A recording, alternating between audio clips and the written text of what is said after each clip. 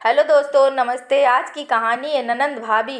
नमिता अपने मायके में अपनी भाभी से जैसा सम्मान चाहती थी वैसा सम्मान अपनी ननंद को नहीं देती थी।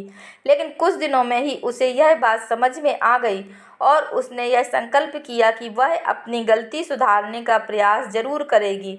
माँ का इतना कहना था कि नमिता को ऐसे लगा जैसे अब उसकी माँ उसकी नहीं रही, वह अपनी बहू की हो गई है। माँ को अपनी बेटी से ज़्यादा फिक्र अपनी बहू की है। लेकिन नमिता ने तुरंत कोई प्रतिक्रिया व्यक्त नहीं की, बल्कि एक ही शहर में ससुराल और मायका होने के कारण रात के खाने से पहले ही वह बहाने बनाकर ससुराल लौट आई। तब से फिर कभी नमिता ने मायके की तरफ मुड़कर नहीं देखा।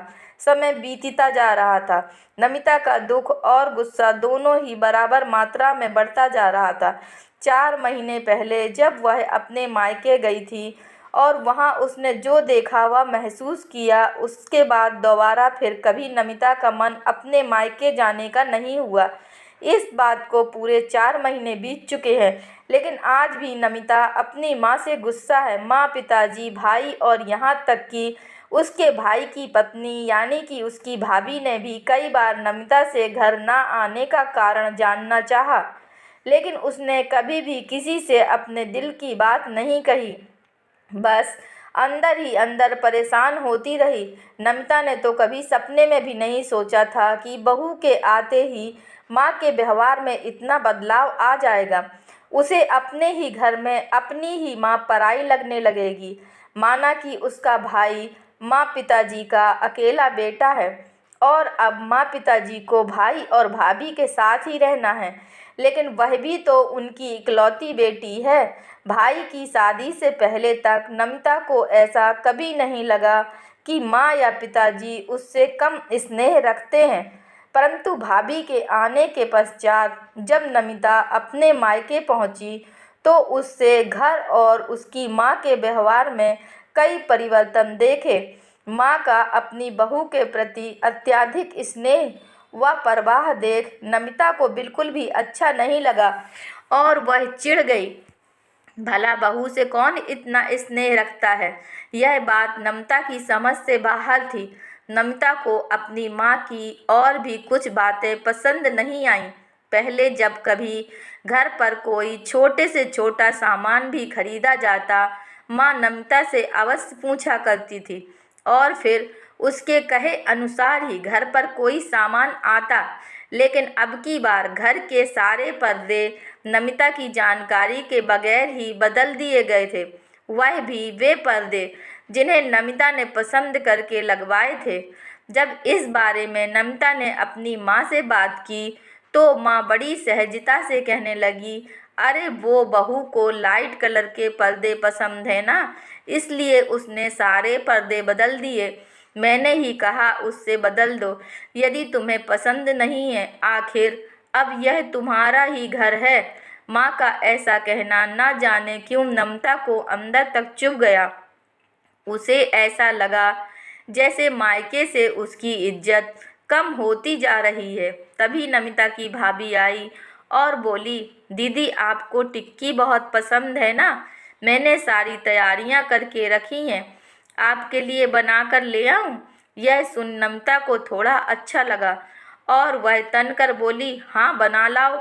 और साथ ही साथ नमिता ने रात के खाने की लिस्ट भी अपनी भाभी को बता दी।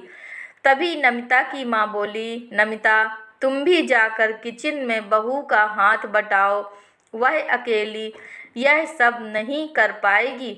माँ का इतना कहना था कि नमिता को ऐसे लगा जैसे अब उसकी माँ उसकी नहीं रही, वह अपनी बहू की हो गई है। माँ को अपनी बेटी से ज़्यादा फिक्र अपनी बहू की है। लेकिन नमिता ने कोई प्रतिक्रिया व्यक्त नहीं की, बल्कि एक ही शहर में ससुराल और मायका होने की वजह से रात के खाने से पहले ही वह बहाने बनाकर ससुराल लौट आई। तब से फिर कभी नमिता ने मायके की तरफ मुड़कर नहीं देखा।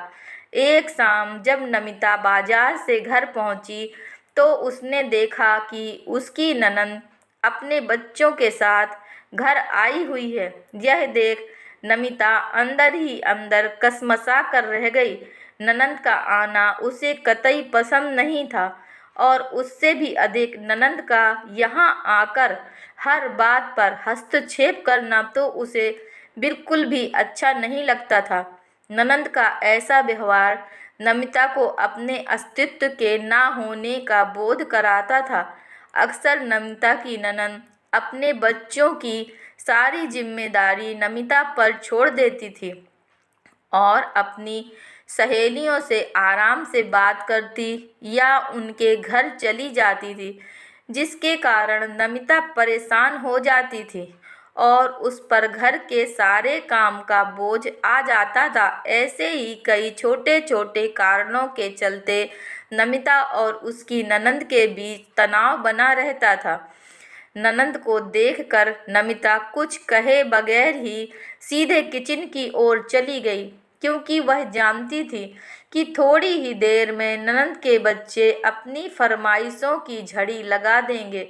जैसे ही नमिता किचन में गई, उसका पारा चढ़ गया और वह तमतमाती हुई किचन से बाहर आकर अपनी सास से बोली, मम्मी जी, किचन का पूरा सेटअप किसने चेंज किया? सासू माँ कुछ कहती उससे पूर्व ही उनके करीब बैठी नमिता की ननंद बोल पड़ी, भाभी, देखने में किचन का सेटअप बिल्कुल भी अच्छा नहीं लग रहा था, इसीलिए मैंने ही सबकी जगह बदल दी। इतना कहते ही नमिता और उसकी ननंद के बीच कहा-सुनी हो गई।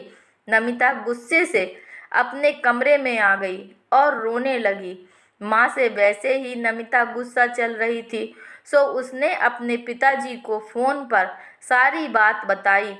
धैर्यपूर्वक नमिता की बात सुनने के बाद पिताजी बोले, किसी भी माँ या सास के लिए अपनी बेटी और बहू दोनों के मध्य सामंजस्य स्थापित करवाना इतना आसान नहीं होता। मायके में जितना अधिकार बेटी का होता है, उतना ही हक बहू का भी होता है। तुम्हारी माँ तो हमेशा से चाहती थी कि बहू और तुम मिलजुल कर रहो, तुम्हारा आना कभी बहू को ना खटके और मायके में तुम्हारा सम्मान बना रहे। उसने तो ऐसा करने का प्रयास भी किया था, लेकिन नतीजा यह हुआ कि तुम नाराज होकर चली गई। क्या ये मैं नहीं जानता? पिताजी की ये सब बातें सुन नमिता को अपनी सोच पर पछतावा हुआ। उसके मन में अपनी माँ के प्रति जो गुस्सा और गलतफहमी थी, वह अब दूर हो चुकी थी।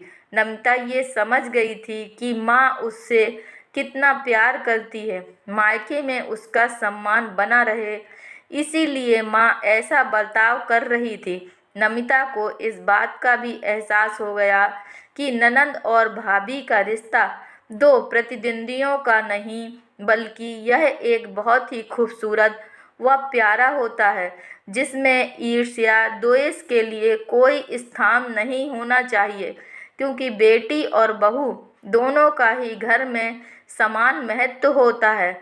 नमिता का दिल और दिमाग अब साफ हो चुका था। वह खुशी खुशी मायके जाने को तैयार थी। साथ ही अपनी ननंद के संग भी वह अपने रिश्तों को सुधारने की कोशिश करेगी। जिस तरह वह अपनी भाभी से अपना सम्मान करवाना चाहती है, इस तरह वह अपनी ननंद का भी सम्मान करेगी। यह संकल्प लेकर वह कमरे से बाहर आई। दोस्तों, अगर यह कहानी आपको पसंद आई है तो कृपया लाइक कीजिए, शेयर कीजिए और चैनल पर नए हैं तो कृपया चैनल को सब्सक्राइब कीजिए। धन्यवाद।